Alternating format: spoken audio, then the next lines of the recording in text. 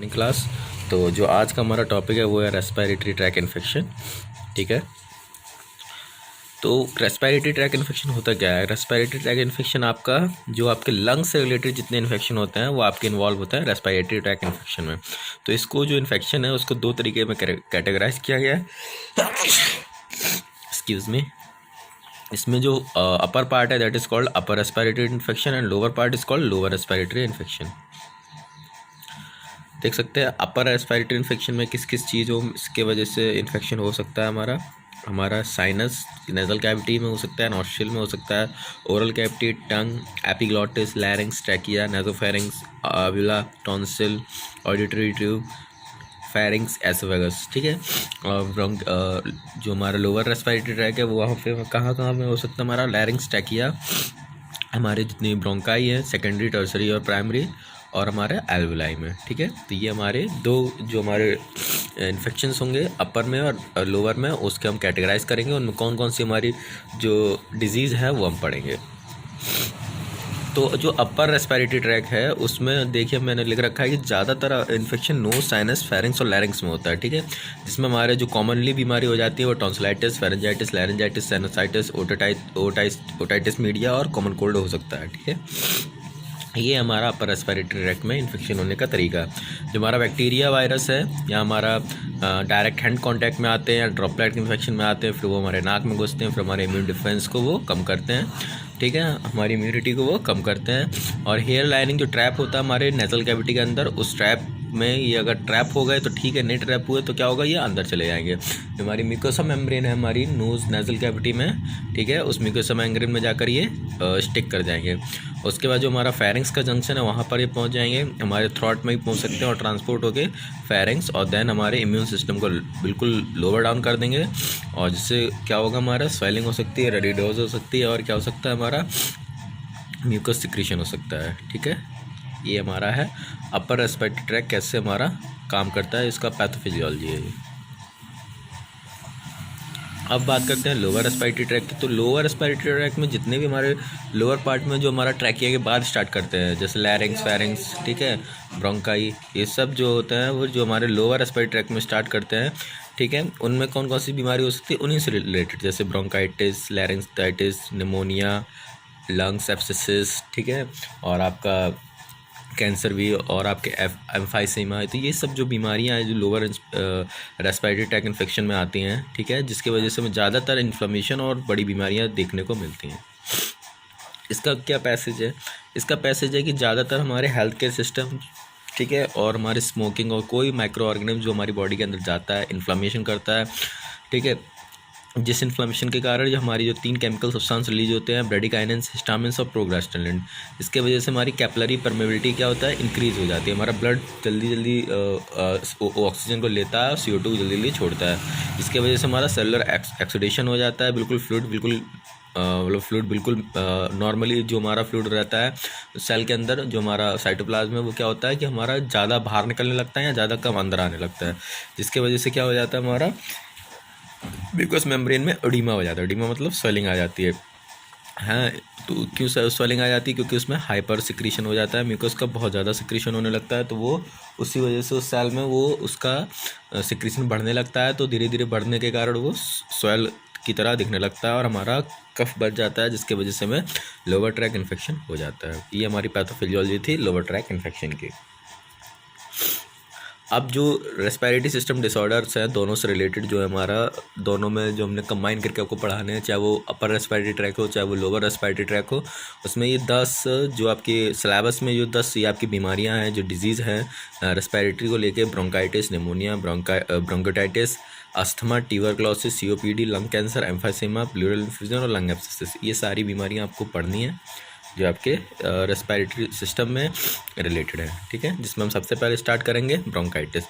Bronchitis really में है क्या? तो जो हमारा ब्रोंक्यूल है, ठीक है, जैसे हम अगर हम उसकी बात करते हैं, एक रेस्पिरेशन की बात करते हैं, तो हमारा नेजल कैविटी जो नॉस्ट्रिल है, नॉस्ट्रिल के बाद फिर हमारा जो नेजल कैविटी है, नेजल कैविटी के बाद जो हमारा नेजोफेरिंग्स है, फिर फेरिंग्स है, फिर ट्रैकिया है, ट्रैकिया के बाद जो हमारा ब्रोंकाई है, जैसे जो ब्रोंकाई स्टार्ट हुआ है, ठीक है। ट्रैकिया के बाद जो हमारा ब्रोंकाई स्टार्ट किया, जो ब्रोंकाई हमारे अलग अलग लंग्स में चले गए हैं, जो सबसे पहले हमारे प्राइमरी ब्रोंकाई, फिर सेकेंडरी ब्रोंकाई, फिर टर्सरी ब्रोंकाई, देन लास्ट में एल्वुलाई। तो जो ब्रोंकाई में जो इन्फेक्शन होता है दैट्स कॉल्ड ब्रोंकाइटिस। ठीक है। आइटिस मैंने आपको पहले ही बताया था कि आइटिस मतलब होता है स्वेलिंग। ठीक है। तो ब्रोंकाइटिस मतलब क्या है, तो इस ब्रोंकियल ट्यूब में जाके कोई ना कोई बैक्टीरिया या वायरस इन्फेक्शन कर दे, जिसके कारण ये क्या कर जाए, आइटिस हो जाए, मीन्स स्वेल कर जाए। इसके कॉमन सिम्टम्स है आपके कफिंग, प्रोडक्शन ऑफ क्लियर, ठीक है, और क्लियर वाइट, येलो या ग्रे और ग्रीन म्यूकस। ठीक है। इस कॉमा नहीं लगा है, शायद में गलती हो गया है। Production of clear white comma yellow comma grey और green mucus sputum, shortness of breathing, wheezing, fatigue, fever and chills, chest pain और डिस्कम्फर्ट, ब्लॉक्ड रनी नोज। आप देख सकते हैं ये हमारी नॉर्मल ब्रोंकाई है जो हमारी ट्रैकिया से ख़त्म होकर लंग्स के अंदर गई है। उसके बाद ब्रोंकाइटिस के बाद इसका क्या वो होता है वो आप देख सकते हैं, बहुत ज़्यादा स्वेल कर जाती है और म्यूकस मेम्ब्रेन इतनी ज़्यादा इसमें इकट्ठी हो जाती है, किसके कारण, बैक्टीरिया वायरस के इन्फेक्शन कारण।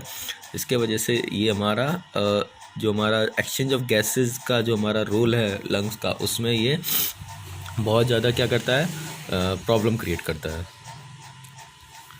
इसमें कैसे हम डायग्नोस करते हैं, इसका सीवीसी कर सकते हैं, चेस्ट एक्सरे कर सकते हैं, स्पूटम कल्चर कर सकते हैं और पल्मोनरी फंक्शन टेस्ट कर सकते हैं, जिससे हमें ये पता चल सकता है कि इसमें क्या क्या रियली में आपको ब्रोंकाइटिस की जो आपकी डिजीज़ है वो आपको हुआ है कि नहीं हुआ है। ट्रीटमेंट में आप देख सकते हैं antibiotic therapy, anti allergic therapy, mucolytic agents हैं और कफ सप्रेसेंट्स और NSAIDs जो हमारा टेक्निक है वो आप देख सकते हो उस पेशेंट को। ठीक है। ये एक नॉर्मल एक्सरे है ब्रोंकाइटिस के पेशेंट का। आप देख सकते हैं जो ये पार्ट है, इस पार्ट में आप देख सकते हैं बहुत ज़्यादा परफोरेशन आ गया, क्योंकि जितना भी इसमें ब्रोंक्यूल्स था वो सारा स्वेल कर चुका है। ठीक है। चाहे वो टर्सरी ब्रोंक्यूल्स हो, चाहे वो सेकेंडरी ब्रोंक्यूल हो, चाहे वो प्राइमरी ब्रोंक्यूल, सारा का सारा क्या कर चुका है, यहाँ पर स्वेल कर चुका है, जिसकी वजह से एल्वुलाई सारी हमारी डैमेज हो चुकी है और लंग्स कुछ इस तरीके से दिखेगा हमारा, देख सकते हैं आप। ठीक है। मैनेजमेंट हमें कैसे करना है, drink warm water, lemon and honey, drink warm fluids, salted warm water gargles. ठीक है। आपको गरारा करना है सॉल्टेड वाटर का। ठीक है। Breathe warm and moist air. ठीक है। Avoid smoking and lung irritation, irritant जो भी हमारे हैं उनको हमें अवॉइड करना है। तो ये थी हमारी बीमारी ब्रोंकाइटिस। नेक्स्ट है निमोनिया। ठीक है।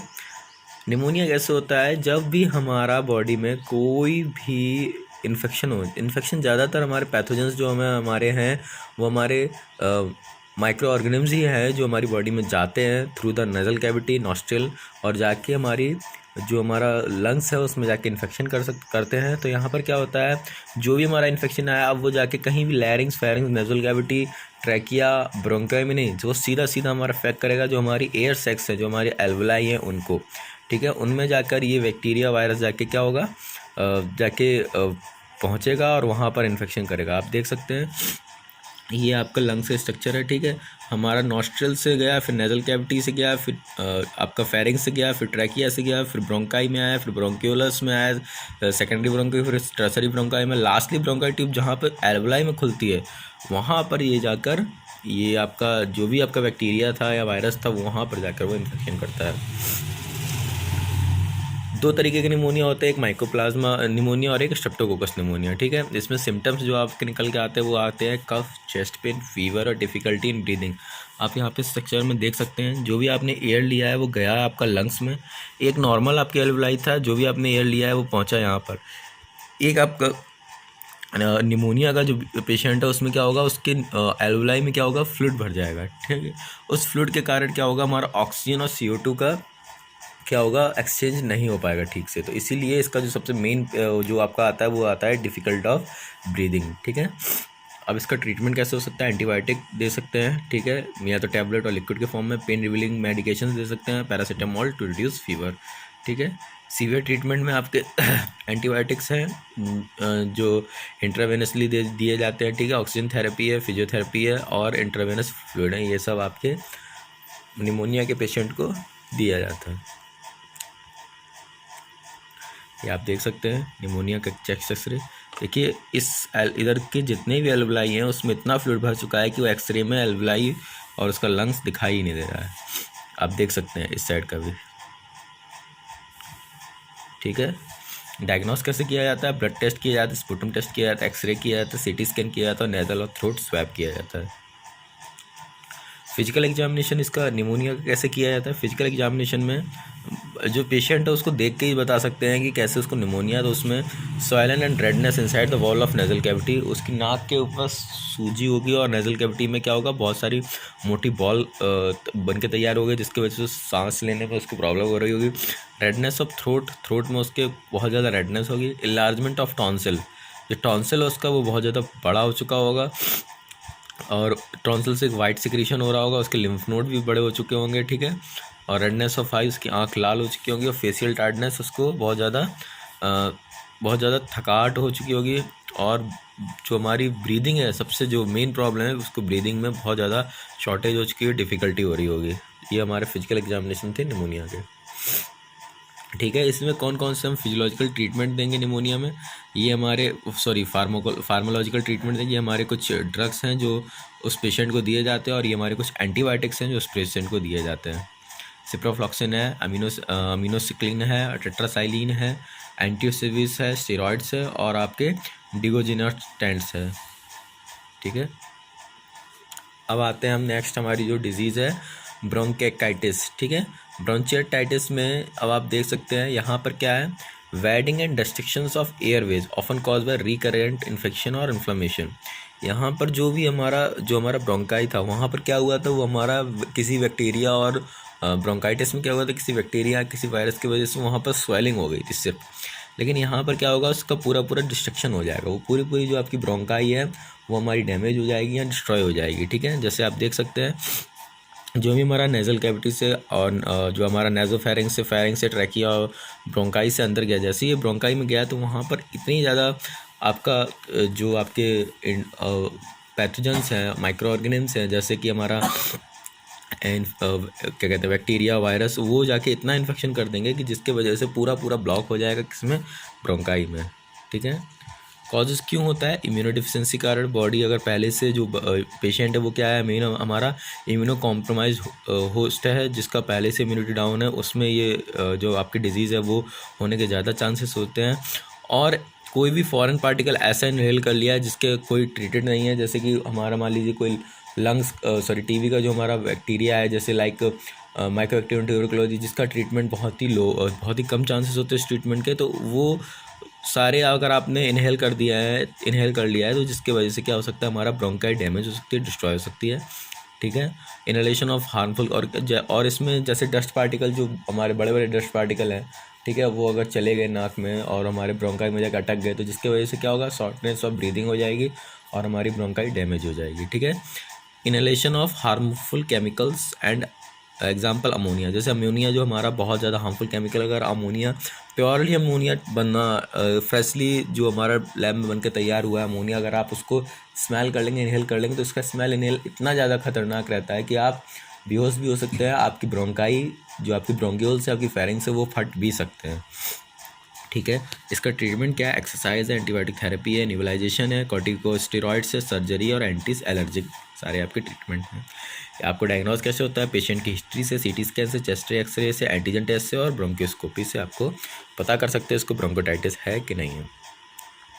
नेक्स्ट है आपकी बीमारी है अस्थमा। अस्थमा आपकी एक बहुत क्रॉनिक डिजीज़ है, बहुत लंबे टाइम तक पेशेंट को परेशान करे रहती है।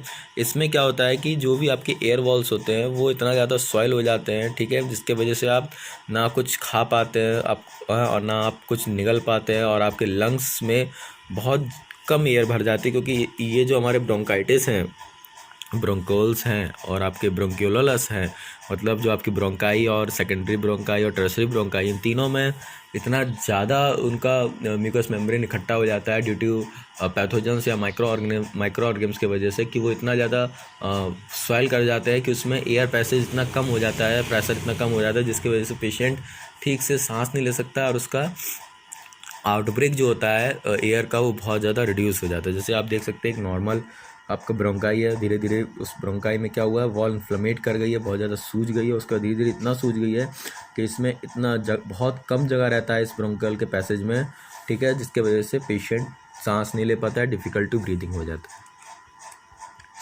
ये कुछ हमारे पैथोजेंस के मैंने नाम बताएं जिसके वजह से आपका अस्थमा होने के ज़्यादा चांसेस हैं, जैसे एयर पॉल्यूटेंट जिसमें आप इंक्लूड कर सकते हैं स्मोक, मिस्ट और फ्यूम्स, ठीक है, जिसमें आपके एग्जांपल में आ जाता है आपका tobacco smoke, mineral rock, coal, wood, dust है, gases, fumes, vapour, aerosol agents, clinical material, solvent, paints, welding, form heat cooling, metal quickly, ये सब आपके क्या कर सकते हैं, अस्थमा को कॉज कर सकते हैं। दूसरा आपके pollens and mites and moulds, ठीक है, जो कि आपके ट्रीज़ में फ्लावर, वीड्स और हेयर प्लांट्स में पाए जाते हैं। एनिमल डेंडर में आपके बर्ड्स, कैट, डॉग्स, ठीक है, इनमें जो भी आपके टच करने से जो भी आपके जो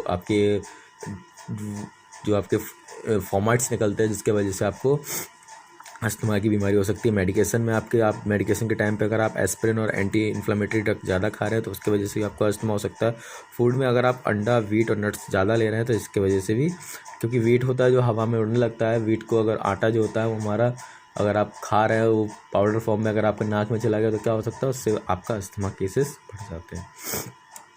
ये आपके सिम्टम्स है इसके, wheezing, cough, chest tightness, shortness of breathing, sputum, mainly इसका शॉर्टनेस ऑफ ब्रीदिंग है, ठीक है, और कफिंग है।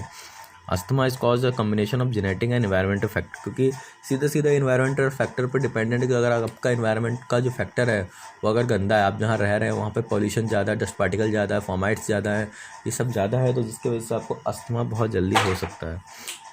एसोसिएटिव डिसऑर्डर, इससे और भी अगर आपको अस्थमा है तो इससे आपको और भी डिसऑर्डर हो सकते हैं, जैसे गैस्ट्रोएसोफेगल रिफ्लक्स डिजीज़, ठीक है, rhinosinusitis, obstructive sleep apnoea, psychological disorder, ठीक है, ये सब आपके बहुत जल्दी हो सकते हैं। आप देख सकते हैं नॉर्मल आपकी वो है ब्रोंकाई है, उसके बाद फिर ये अस्थमा की वजह से थोड़ा सा बड़ा और अस्थमा का इतना सीवियर पेशेंट हो गया कि उसमें जो आपकी सरफेस एरिया है ब्रोंकाई में वो बहुत ज़्यादा कम हो गया, जिसकी वजह से सांस लेने में बहुत ज़्यादा उसको डिफ़िकल्टी ब्रीदिंग हो रही है। और ये नॉर्मली जो अस्थमा पेशेंट है उसको जो आपको दिया जाता है एस्थेलिन, ठीक है, ताकि उसका जो पैसेज है वो खुला रहे।